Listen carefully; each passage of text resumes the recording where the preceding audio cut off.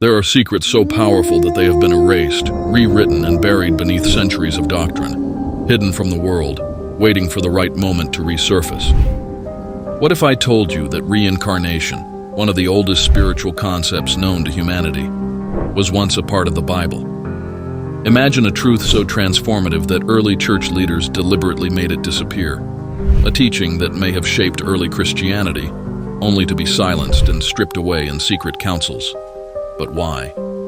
Who decided that reincarnation had no place in Christianity? And most importantly, what does this mean for us today? Join me as we unravel the mystery, explore forbidden knowledge, and revisit ancient scriptures to uncover the shocking reason reincarnation was banned from the Bible. Stay until the very end, because once you learn this truth, you will never see history the same way again. Reincarnation, a universal truth. Before the rise of Christianity, the belief that the soul is eternal and reborn across multiple lifetimes was a universal concept. It was deeply woven into the spiritual traditions of many ancient civilizations.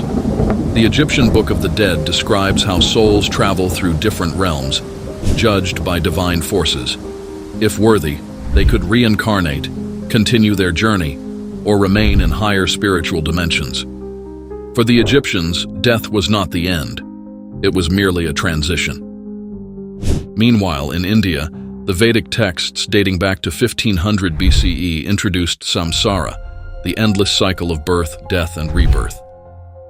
In Hindu and later Buddhist traditions, karma dictated the course of one's next life.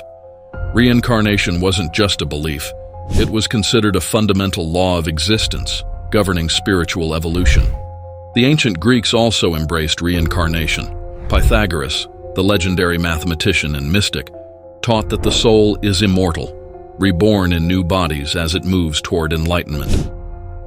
Plato, in his work, Phaedo, expanded on this idea, where Socrates spoke of the transmigration of souls, describing rebirth as a necessary process for purification and ascension. From Egypt to India, from Greece to the Far East, reincarnation was a sacred truth, recognized, respected, and taught by the greatest civilizations in human history.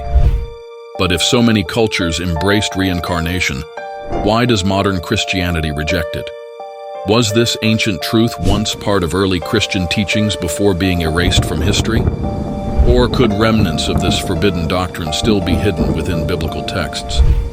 Stay with me, because what you're about to discover will change everything. The early Christian view on reincarnation. In the centuries following Christ's death, Christianity was not a rigid, structured religion. It was a movement, a search for truth, an evolving philosophy. There was no official Bible, no centralized authority, no uniform doctrine restricting what could or could not be taught. Instead, early Christians explored deep spiritual questions, including the possibility of reincarnation. Among them was Origen of Alexandria, one of the most influential Christian scholars of the 3rd century. Origen believed that the soul was eternal, existing before birth and continuing after death. He taught that souls reincarnate through multiple lifetimes to achieve spiritual perfection. In his most significant work, De Principiis, he stated that each soul is shaped by its past lives, strengthened by past victories or weakened by past failures. This idea is nearly identical to the concept of karma. For Origen, reincarnation was not a punishment, it was an opportunity for learning, refinement, and ultimately, unity with the divine.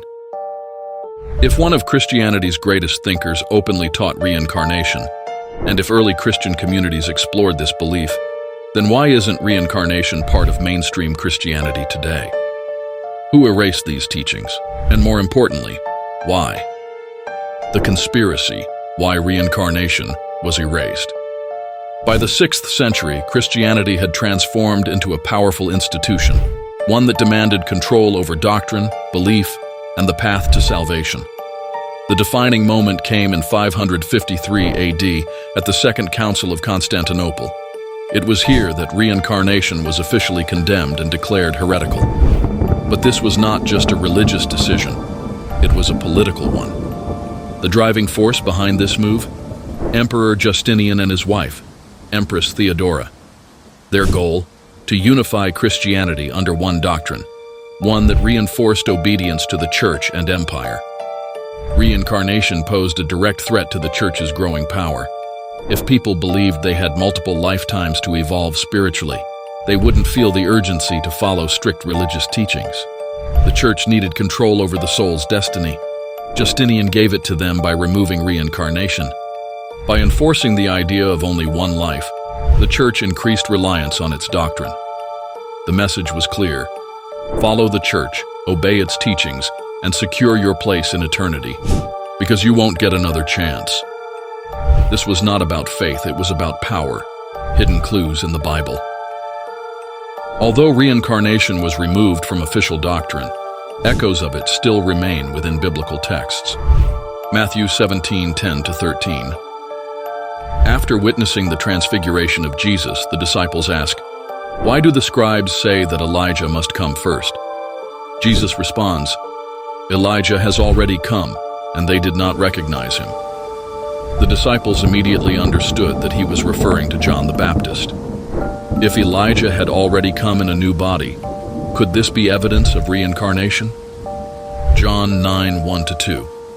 Jesus' disciples ask him, "Rabbi, who sinned, this man or his parents, that he was born blind?"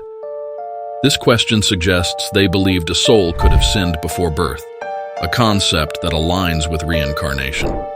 John 3:3-7.